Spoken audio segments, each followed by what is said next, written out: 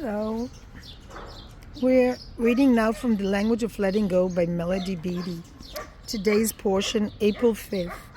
Detaching in Love. Detachment is the key to recovery from codependency. There's my baby. It strengthens our healthy relationships, the ones that we want to grow and flourish. It benefits our difficult relationships, the ones that are teaching us to cope.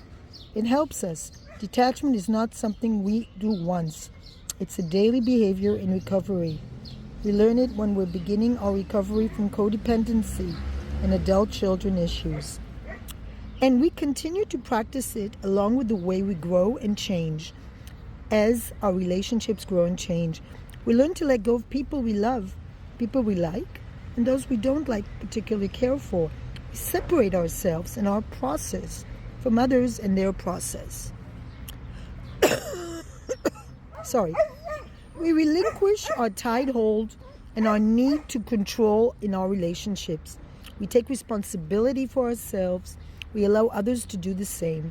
We detach with the understanding that life is unfolding exactly as it needs to, for others and ourselves. The way life unfolds is good, even when it hurts. And ultimately, we can benefit from even the most difficult situations.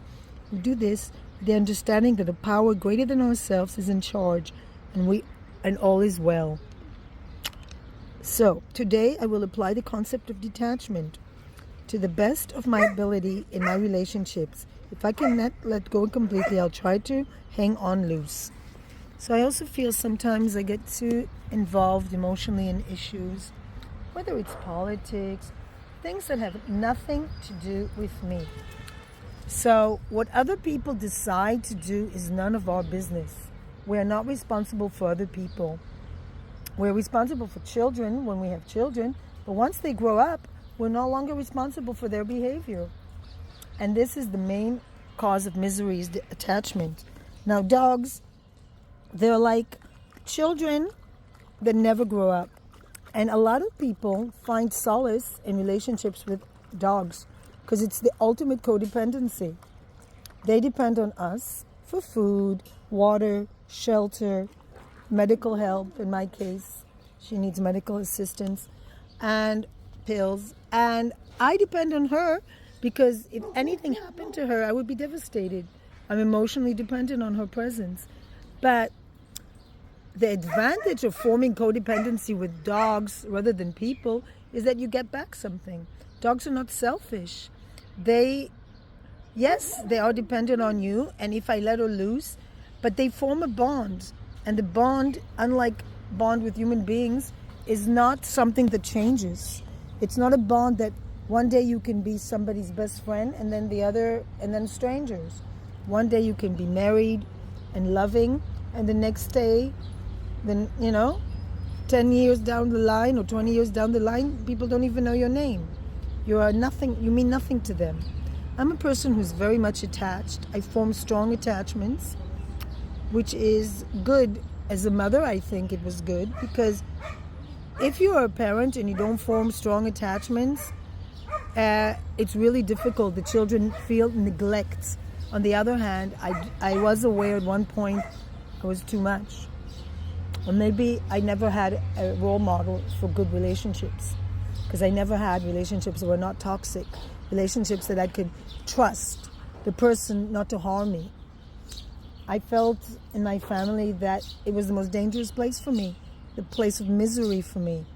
My siblings treated me very badly, and as a result, I'm happy I no longer have any connection. The problem is we watch movies where we see other people's lives and we think everybody has great relationships. Yesterday I walked down the avenue and I found this family from a kibbutz. They're religious and they celebrated a birthday, one of the sons, and they're all sitting and singing and doing things together. Never ever would that occur in my family. We only met on religious holidays. Passover was the big thing. And you know what? We were like strangers tossed into, it was like a scene from, later on I studied theater, Closed Doors by Sartre. Like you find yourself with strangers in a cage, and you wonder, what am I doing here? I have nothing in common with these people. DNA is not enough. And we had completely different ways of going about things. My mother was against telling people what she thought about them. Behind their backs is something else. And my aunt would just say whatever came to her mind, and she was so hurtful, so nasty, and always fighting with my grandmother. And my grandmother was fond of the psychopathic aunt, and she was not nice to my mother. All kinds of really bad blood between all these people. And my father was this angelic being who came out of nowhere, like beautiful voice. He would read the story of Passover beautifully, beautiful singing voice, a beautiful human being. But when he came ill, he got no support, not from his children. I was the only one there. And why? Because I care. And my siblings didn't care. They only cared about his money. At the end of the day, I feel so different than my entire family. My father I had a really strong bond with. My grandfather as well. I didn't have any attachments to female figures in my family. My grandmother did a lot, but she was also not nice to people that were nice. She was nice to people who were nasty. I don't know if it was a Holocaust syndrome. I don't know why. But she never appreciated the fact that I would come every Friday night so that they wouldn't be alone. It wasn't the meal, it was just needing to feel attachment. But as I moved down the road of my life, and I'm quite old now, older, I conclude that animals are really strong sense of solace and comfort for me. Cats also. People don't understand cats, but cats are quite nice too. They form bonds with you. And even though they depend on you, at least you get something back. Whereas codependency with people never leads to a good place. Never, ever.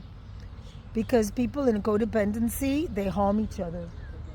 They are not nice to each other. Because codependency is not healthy. And people have a really difficult time giving space to each other. Giving space in relationship is a big issue. I know for me as well, because of the lack of confidence. When you don't have confidence and you're anxious, you form toxic relationships where you feel like you need to control the other person. I feel also Shiva Dafsiki, maybe I had the same thing a little bit with my children, that I felt I needed to control things and not let them go enough. And then it was too extreme, from 0 to 100, 100 to 0. I invested way too much. I should have built my own foundations. And I think a lot of parents live their lives with their children. It's really unhealthy. You should form your own life, which is why I came back to Israel and hope to form my own life. And even if I haven't managed it very well, I have a codependency with Israel, like big time. I feel very strongly about what's happening in Israel, and I feel the need to protect Israel from all the people attacking Israel. And it's sad because I can't really control what other people think. And the worst thing you can do is go on the internet and see how stupid, ignorant people delegitimize and demonize Israel. I don't think it's fair, because Israel is a masochist country trying so hard to do the best. I mean, who gives humanitarian help for terrorists? What kind of a madness is that? Shiva!